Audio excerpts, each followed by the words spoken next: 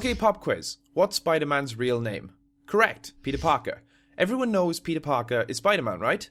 Well, today, I'm going to tell you about my top 5 Spider-Men, Spider people who aren't Peter Parker.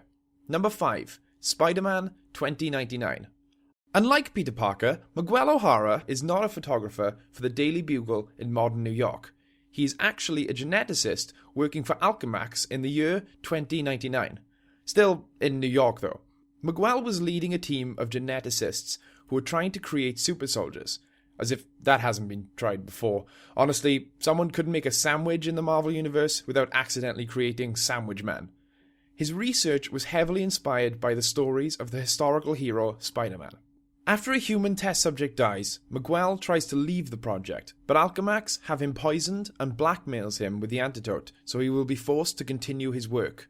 In an attempt to find the cure, Miguel uses himself as a test subject for the genetic formula, but it has since been tampered with. This causes the formula to give Miguel Spider-Man-like powers. After this, he decides to take up the mantle of Spider-Man and fight future crime, which is not that different to normal crime, just more shiny, I guess. Number 4, SpiderGwen.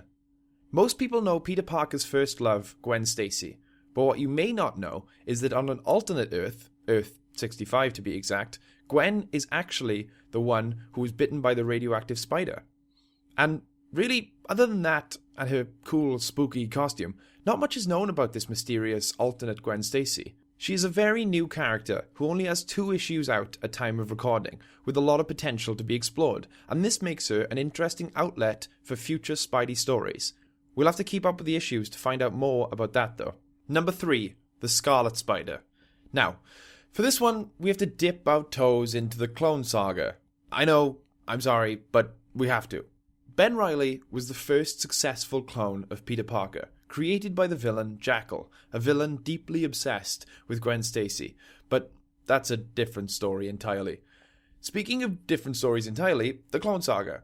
I'll assume most of you get the gist of it, but for those who don't, here's a very brief rundown on what is often labelled one of the stupidest Spider-Man arcs ever. So first, the Jackal clones Peter Parker, creating Ben Reilly. Then, Ben and Peter fight. Stupid stuff concerning who the real Peter Parker is happens, and then stupid stuff concerning Ben's death. And then finally, Ben comes back. When Ben returns, he aids Spider-Man as a new hero, the Scarlet Spider.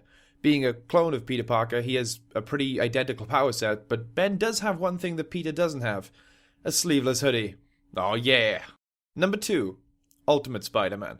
While the original Ultimate Spider-Man was Peter Parker, after he met his demise, twice, don't ask, the mantle was taken up by a very different Spider-Man, Miles Morales. I could probably fill an entire episode of Comic Talk with Miles' origins, and I probably will, to be honest, but there is something even more interesting about him, his powers. Peter Parker, as we know, can stick to walls, has super strength and agility, and has heightened senses. Miles has all of these things, but 2 more very interesting abilities. The first is his power to camouflage himself, almost like a chameleon. And then there's his Venom Strike, that is able to paralyze people with just a touch. Although, of course, in true superhero fashion, writers don't just use this every fight to make him win. These powers, along with his awesome, fresh new origin, make him a great character for future writers to explore. And finally, number 1, Spider-Ham. Yep, that's right. Spider-Ham. The Simpsons did not do it first. Spider-Ham is a pig version of Spider-Man. Nope, really. His origin is so ridiculous, I'm just going to quote directly from his bio. Peter Porker was born a spider, simply named Peter.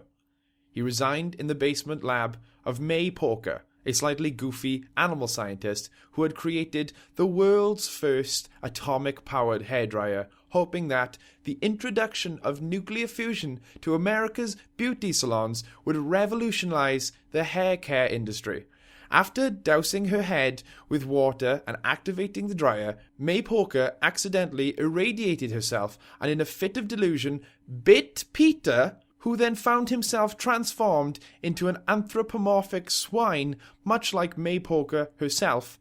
Running from the Porker homestead, disorientated, Peter soon came to realize that he had still retained a spider's abilities. Some may call this a cop-out, but, I mean, could I possibly have written anything more incredible than that? And that's it. He's a spider who is a pig. It's genius.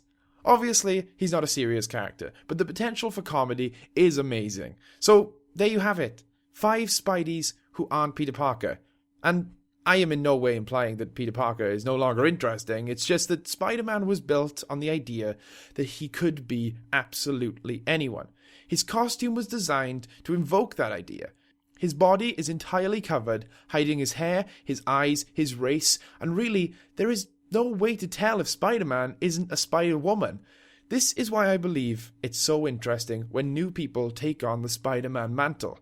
Only one thing matters, not their race, not their gender, not even their species, just their character. I've been Cameron Morris, and this was Comic Talk. Oh, my face is so cherry after recording all these great YouTube videos that you should check out. If you enjoyed this video, obviously you can hit subscribe, like, favorite, and check out all our other videos. And also, we have a store that you can buy stuff. Can't we? Yeah. Is that true? Yeah. Yeah? Yep. Yeah, we have a store where you can buy stuff. I don't know what's there, but I'm sure it's great, so you should check that out.